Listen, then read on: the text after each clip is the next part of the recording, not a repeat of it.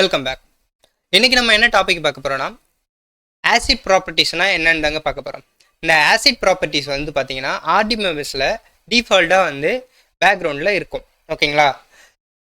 இப்போ இந்த ஆசிட்னா என்னென்னு பார்த்தீங்கன்னா atomicity and consistency and isolation and durability. இந்த 4 கீ பிரின்சிபல் தான் பார்த்தீங்கன்னா ஒரு டேட்டா பேஸோட டிரான்சாக்ஷனை ரிலையபிளாக என்ஷூர் பண்ணும். ஓகேங்களா? ஒரு டேட்டா பேஸோட டிரான்சாக்ஷன் டேட்டா பேஸ் இருக்குன்னா அது வந்து வேலிடாக இருக்கணும். ஓகேங்களா? அதாவது ப்ராப்பராக வந்து மெயின்டைன் ஆகணும். இல்லைனா வந்து நமக்கு ஒரு எண்ட் ஆஃப் த டேவில் வந்து ப்ராப்ளம் அக்கர் ஆகும். ஏன்னா டிரான்சாக்ஷனாக என்னென்னா சேல்ஸ் ரிலேட்டட் ஆர் எல்ஸ் நம்ம கூகுள் பேயில் பேமெண்ட் அனுப்புகிறோம் பார்த்தீங்களா, இந்த மாதிரி ரெக்கார்ட்ஸ்லாம் ஸ்டோர் பண்ணுற ஒரு டிபி. ஓகேங்களா? கன்சிடர் பண்ணிக்கோங்க. இதை வந்து நம்ம என்ன பண்ணணும், ப்ராப்பராக மேனேஜ் பண்ணணும். இந்த மேனேஜ் பண்ணுறது தான் ஆர்டிபிஎம்எஸ்க்கு அட்டாமிசிட்டி அண்ட் கன்சிஸ்டன்சி ஐசோலேஷன் டியூரபிலிட்டின்னு 4 பிரின்சிபலை வந்து ஃபாலோ பண்ணுது.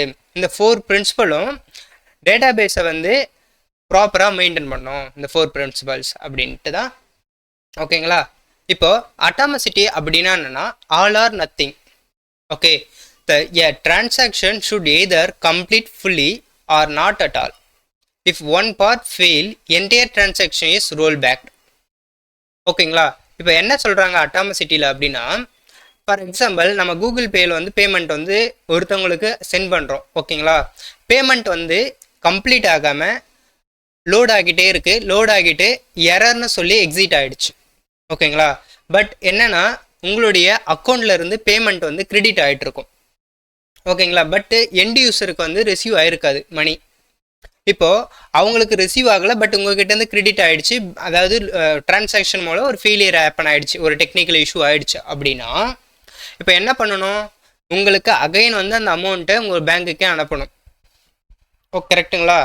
இப்போ அகைன் உங்கள் பேங்க்குக்கு வராமல் அவங்களுக்கு போகாமல் உங்கள் பேங்க்கில் அக்கௌண்ட்டில் மட்டும் கிரெடிட் ஆகிடுச்சு அப்படின்னா அது கரெக்ட் கிடையாது. அது வந்து இல்லீகல் ஆக்டிவிட்டீஸ். அப்படின்னா ஒரு டிரான்சாக்ஷன் டேட்டா பேஸை வந்து ப்ராப்பராக ஹேண்டில் பண்ணலன்னு அர்த்தம். இந்த மாதிரி பண்ணோம்னா வந்து இஷ்யூ வரும். இப்போ இதை வந்து ஹேண்டில் பண்ணுறதுக்கு தான் அட்டாமிசிட்டின்னு ஒரு பிரின்சிபல் இருக்குது. இப்போ என்ன ஆகுனா, உங்களுக்கு வந்து ஃபெயில் ஆகிடுச்சுன்னா என்ன பண்ணால் அகைன் வந்து உங்களுக்கு வந்து அந்த டிரான்சாக்ஷன் அமௌண்ட் வந்து ஆட்டோமேட்டிக்காக உங்கள் அக்கௌண்ட்டுக்கே வந்துடும். அது எந்த ஒரு ஹியூமனோட இன்ட்ராக்ஷனும் தேவைப்படாது. ஆட்டோமேட்டிக்காக அது உங்கள் அக்கௌண்ட்டுக்கு வந்து ரோல் பேக் ஆகிடும். அதுதான் வந்து அட்டாமிசிட்டி. ஓகே, இப்போ கன்சிஸ்டன்சி அப்படின்னா என்னன்னு பாருங்கள். Ensure that data moves from one valid state to another. அதாவது இங்கே நான் மென்ஷன் பண்ணியிருக்கேன் பாருங்க, data types, constraints and relationship are always maintained. என்ன சொல்லி வச்சுருக்கேன்னா, நீங்கள் ஒரு டேபிள் கிரியேட் பண்ணுறோம்னா அந்த டேபிள் கிரியேட் பண்ணும்போது ஸ்ட்ரக்சரை வந்து நம்ம டிஃபைன் பண்ணியிருப்போம். அதாவது அது எந்த மாதிரி டேட்டா டைப்பில் இருக்கணும், அதனுடைய கன்ஸ்ட்ரைன்ஸ் என்ன, அது எந்த மாதிரி ரிலேஷன்ஷிப்பில் இருக்குது. அதாவது ஒரு காலம் வந்து ப்ரைமரியாக கொடுத்துருப்போம், அது வந்து யூனிக்காக இருக்கும். அங்கே வந்து டூப்ளிகேட் நம்ம வந்து ஜென்ரேட் பண்ண முடியாது. ஓகேங்களா? அதே மாதிரி ஒரு காலம் இருக்கும், அந்த காலமுக்கு வந்து நம்ம ஏஜ் செக் வச்சுருப்போம். மினிமம் ஏஜ், பிலோ ஏஜ் கொடுத்தாங்கன்னா அது என்ட்ரி ஆகாது ரெக்கார்டு. இந்த மாதிரி நம்ம என்ன பண்ணுவோம், ஒரு வேல்யூ வந்து ஒரு ரெக்கார்டு வந்து ஆட் ஆகுதுன்னா அந்த ரெக்கார்டுக்கு வந்து நம்ம வந்து ஒரு கண்டிஷனை மீட் பண்ணணும். அப்படின்ட்டு நம்ம என்ன பண்ணணும், ஒரு வேலிட் ஸ்டேட்டை வந்து நம்ம டிஃபைன் பண்ணி வச்சுருப்போம் நம்ம ஒரு டேபிளுக்கு.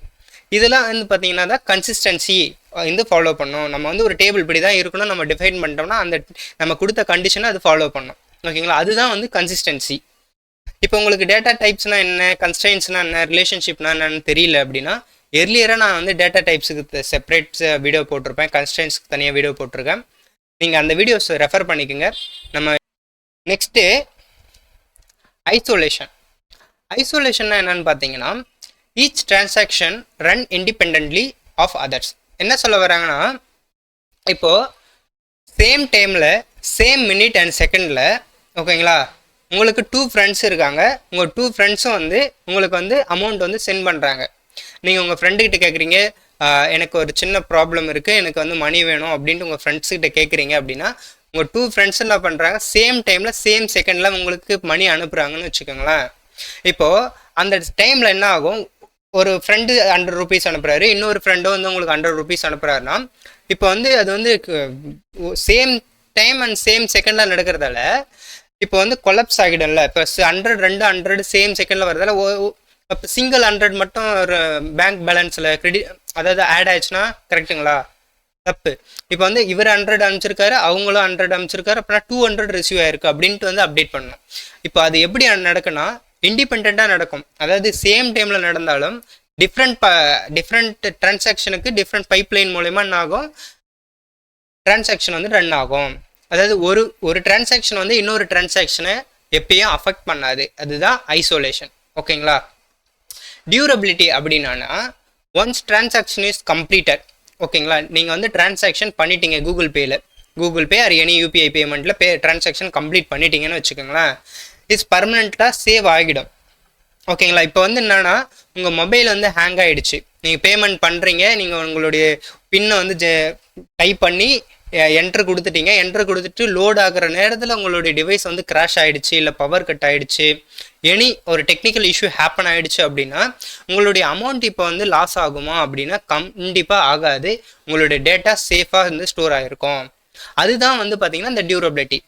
இப்போ உங்களுக்கு புரிஞ்சிருக்கும் ஆசிட் ப்ராப்பர்ட்டினா என்னென்னா அட்டாமசிட்டி, கன்சிஸ்டன்சி, ஐசோலேஷன், டியூரபிலிட்டி. இந்த 4 பிரின்சிபலை எவ்ரி டேட்டாபேஸோட அந்த டிரான்சாக்ஷன் டேட்டாபேஸ் வந்து ஃபாலோ பண்ணோம். ஓகேங்களா? ஸோ இதுதான் வந்து ஆசிட் ப்ராப்பர்ட்டிஸ்க்கான ஒரு ஹை லெவல் ஓவர்வியூ. நெக்ஸ்ட் வீடியோவில் நான் உங்களை மீட் பண்ணுறேன். தேங்க்யூ.